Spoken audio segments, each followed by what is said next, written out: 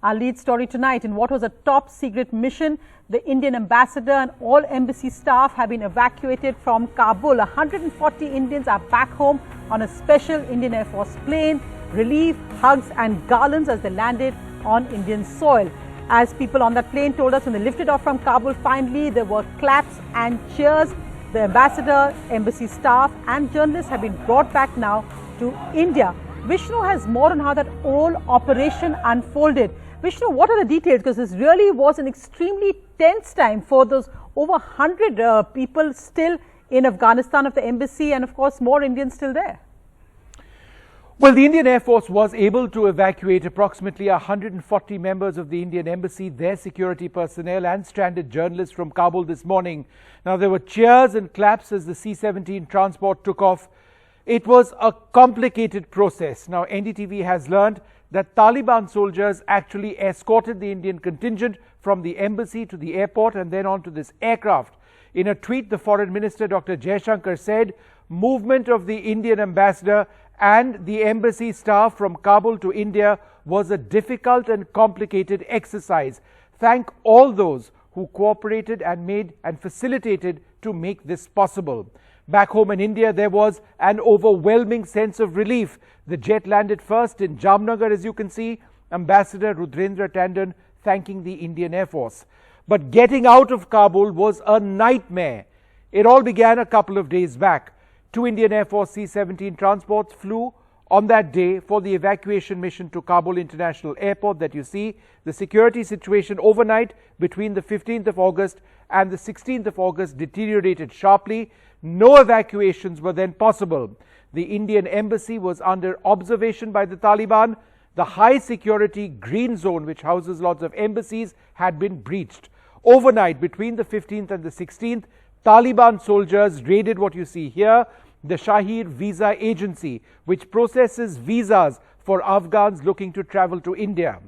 Now, the first batch of 45 Indian personnel who did evacuate yesterday. They were initially stopped by Taliban sentries en route to the airport. Personal belongings of a few Indian staff members were taken away by the Taliban thugs as they proceeded to the airport. The first Indian Air Force C-17 transport, which departed yesterday, took off in these very challenging circumstances. You can look at people on the ground at Kabul airport, but the remaining members of the Indian staff and contingent were unable, since the route, as you can see over there, was completely closed. These satellite images indicate that mobs were present. There were many cars. There was an overnight conversation between the US Secretary of State and the Indian Foreign Minister, Mr. Jaishankar. That is likely to have helped movement of the remaining Indian personnel to the airport today, but they were accompanied by the Taliban. So really a dramatic escape from Kabul there, Vishnu, and of course the focus now also on getting other Indians who are stranded there out. But meanwhile, let's just listen to the voices of those people and their families who were on that flight back from Kabul. Embassy के जितनी team है, we have different wings, MEA and other different civilian wings as well and forces as well. सबने एक साथ मिलके as a family काम किया काफी अच्छे से under the leadership of our ambassador and ECM and other officers. And finally हम every last person को लेके आए हैं यहाँ तक बहुत अच्छे से. बहुत अच्छा लग रहा है. We are very thankful to Air Force, to Government of India. Very thankful. Was there any kind of fear as far as the situation prevailing? She was not getting any type of fear in her mind. She said, "Ki Mama, please don't get fear and don't panic me also. I'll come." It is 100%. Everybody was so worried. My phone is full of with the messages when she is coming, when she is coming. And then you finally got to know that the flight has taken off today. Yeah. How was the feeling like? So overwhelmed.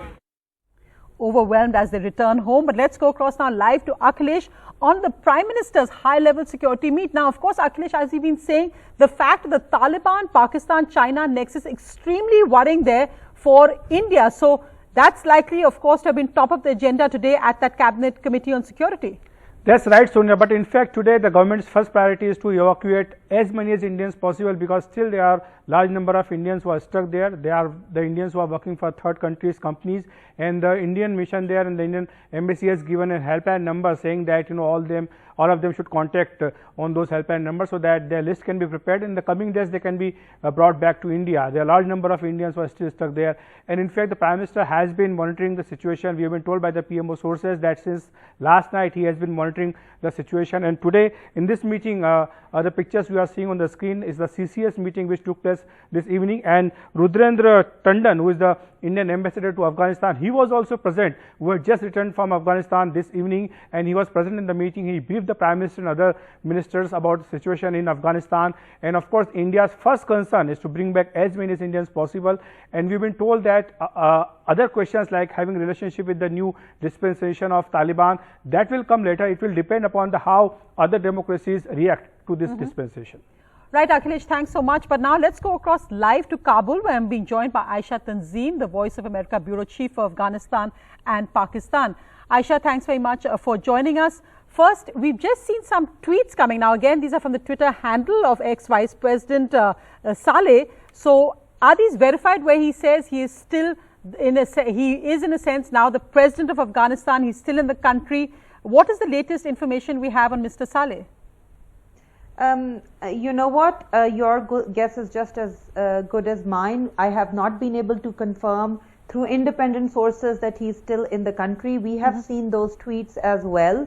But Taliban are in the presidential palace. They were supposed to have a press conference 30 minutes ago. It hasn't started yet.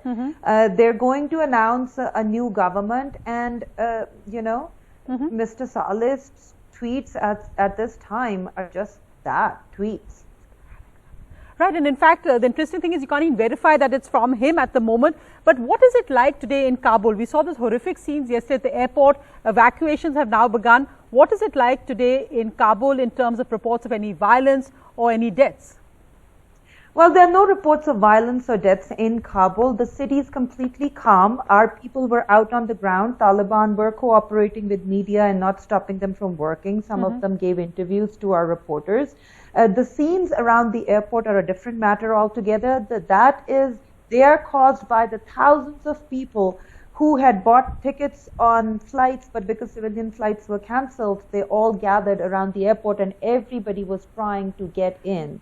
So one of the reasons why civilian flights were cancelled was because civilians getting on the runway, trying to climb on top of the aircraft. There were reports of some getting inside the place where you have tires and then falling out of the aircraft. So that is why the militaries of various countries decided to protect and put up a perimeter around the airport first before they could allow the flights. I've found out from senior level sources that they're working very, very hard on it, and civilian flights should resume soon. Other than the airport, and by the way, outside the airport, there is sporadic gunfire. There's AK-47 firing. Some people have guns in the crowd. People are angry. People are fighting with each other because everybody's trying to get in. Everybody's pushing and shoving. I saw scenes because I was out there today by myself, by the way. I saw scenes of women crying, little children crying, because it's a crowd. Everybody's pushing and shoving. Families are getting separated from each other. So yes, scenes of mayhem around the airport. The rest of the city, for now, seems completely calm. Well, a quick look at other news. The Supreme Court has issued a notice to the centre to respond on charges of phone hacking with the Pegasus spyware, saying that the competent authority, which has powers of interception, can respond on that and can decide what it wants to disclose or not. However, the centre, represented by the Solicitor General, said we have nothing to hide. We'll place everything before a court-mandated committee of experts, but not through public affidavits, saying if the government says Pegasus was not used, even that can be used by terror elements to modify the attack against us. Kapil Sibal, the lawyer for the petitioner, said, we also don't want national security to be compromised. We just want the government to answer whether it used Pegasus or not. Well, the good news today on vaccinations that it's now more than 88.13 lakh vaccine doses in the last 24 hours. That's the highest ever vaccination India has achieved so far in a single day. Overall, over 55 and nearly 55.5 lakh crore vaccine doses have actually been administered. So slowly, cities getting back on track. Well, let's go across now live to Saurabh Gupta, because Saurabh, Mumbai's nightlife slowly opening up, and you're at one of Mumbai's most famous restaurants, Bombay Canteen, with new deadline of 10 o'clock tonight. Absolutely, restaurants are opening up. But of course, that buzz that one witnessed at places like these is still to come back. Though we are with Yash here, who runs the place. Yash, new protocols, in fact, sanitizer, all of this is new. But since April, you've been shut. Yes. For the dinner clientele. How bad has business been, and how much time do you think it'll take to bounce back? Since we lost dinner operations, a restaurant like us, we lose 90% of our revenues because 10% only comes from delivery. So it's been a big blow, but it's been encouraging that we've been allowed to open for dinner, but we've not seen the back of the pandemic yet.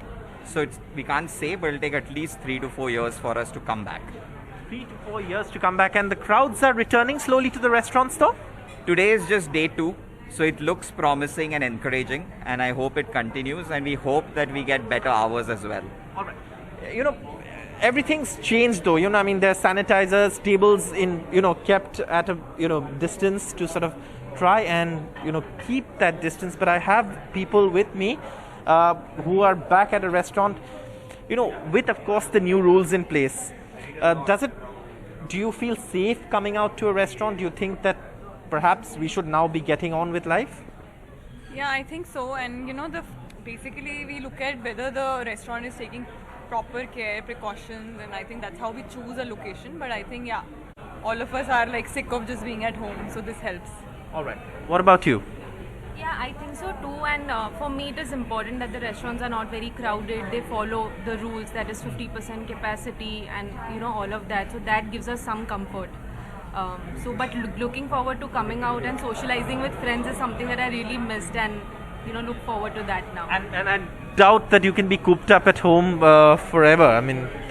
Once precautions are placed, people are doubly vaccinated or at least got one dose, I think it works.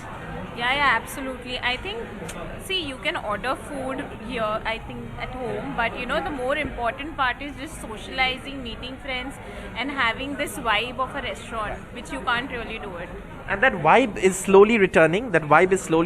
And that's what perhaps, Mumbaikars who are looking to get out of their homes are waiting for. And yes, business is also returning to restaurants, but it'll take time, 4 years, like Yash mentioned, to sort of recover from those losses.